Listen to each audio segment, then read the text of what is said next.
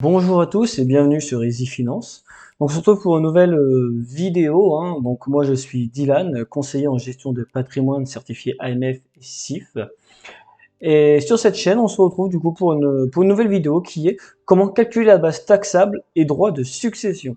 Je tiens bien à préciser que cette vidéo ne fait en aucun cas, n'est en aucun cas à prendre comme un conseil ou toute autre chose de ce type, mais comme tout simplement, voilà, une vidéo qui va essayer de vous expliquer le plus simplement possible comment calculer une base taxable et les droits de succession qui vont avec. Donc on va commencer par les abattements, tout simplement. Donc il existe des abattements en France selon le degré de parenté entre vous et l'héritier. Les voici. Donc il y a 100 000 euros pour un enfant, un père ou une mère, 15 932 euros pour un frère ou une sœur, 7 967 euros pour un neveu ou une nièce, 1 594 euros en l'absence d'un autre abattement applicable. Il existe bien évidemment des exceptions que voici. Donc si c'est le conjoint survivant ou le partenaire de Pacs, lui sera exonéré de droits de succession. Le frère ou la sœur peut également être exonéré de droits de succession s'il remplissent les 3 conditions suivantes: célibataire, veuve, divorcé, séparé au moment du décès, âgé de plus de 50 ans ou handicapé au moment du décès, et avoir été constamment domicilié avec le défunt pendant les 5 ans ayant précédé le décès.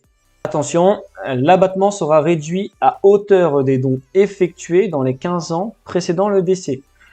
Oui, effectivement, faut savoir que nous avons le droit effectivement aussi de faire des donations.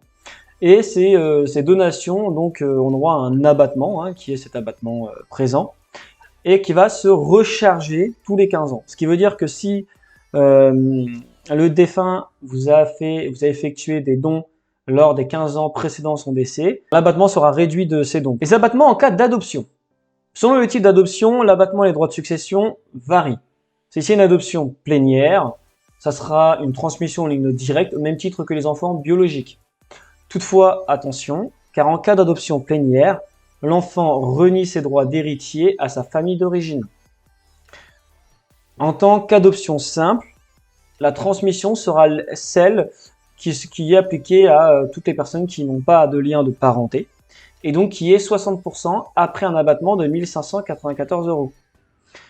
L'enfant, toutefois, va garder ses droits d'héritier de sa famille d'origine. Il existe bien évidemment des exceptions, comme tout. En voici une. En cas d'adoption de l'enfant de sa conjointe, ceci équivaut à une adoption plénière au niveau de la succession. Nous allons donc maintenant voir le barème progressif, applicable. Bon, tout ce qui vont donc être les héritiers en ligne directe, ça va être le barème classique, le plus connu, qui est donc 5%, 10%, 15%, 20%, ensuite 30, 40, 45. On a tendance, si on veut faire une fourchette mal taillée, de dire que les droits de barème progressif sur un héritier en ligne directe est de 20%, puisque comme vous pouvez le constater, en fait, les lignes entre 5 et 15%, sont très très vite atteintes, puisque 15 932 euros, bon, c'est rapidement atteint, il y a une voiture, voilà, des biens comme ça, et c'est bon, c'est fini. Donc voilà pourquoi on dit que souvent, voilà, c'est 20%, puisque 20% va quand même jusqu'à 552 000, donc bien évidemment, c'est possible d'aller au-dessus, mais c'est déjà un petit peu moins fréquent, on va dire. Les frères et sœurs, donc, quant à eux, donc tout ce qui va ne pas excéder les 24 430 euros auront donc tout simplement 35% de succession. Et tout ce qui va être supérieur à 24 430 seront à 45%. Pour tous les autres héritiers, donc les parents jusqu'au 4e degré, ça sera 55%. Et pour les autres héritiers, ça sera 60%. Maintenant qu'on a vu le barème, il faut savoir comment on va définir justement cette base taxable.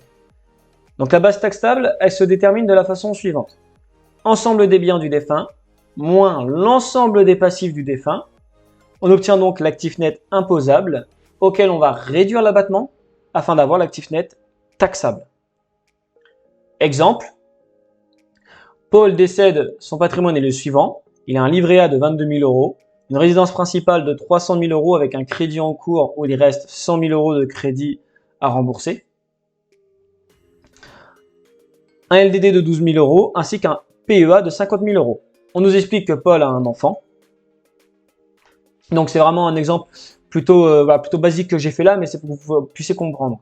Donc on reprend, comme on disait ici, ensemble des biens du défunt, moins les passifs. Les passifs, c'est le crédit, les 100 000 euros.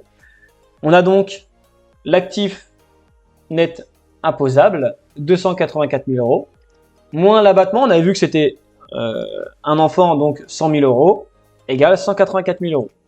Maintenant qu'on a vu ça, hop, il faut savoir que la résidence principale peut profiter d'un abattement de 20%. Je ne l'ai pas appliqué dans cet exemple, mais il faut le savoir. Et donc maintenant, on va voir les droits de succession.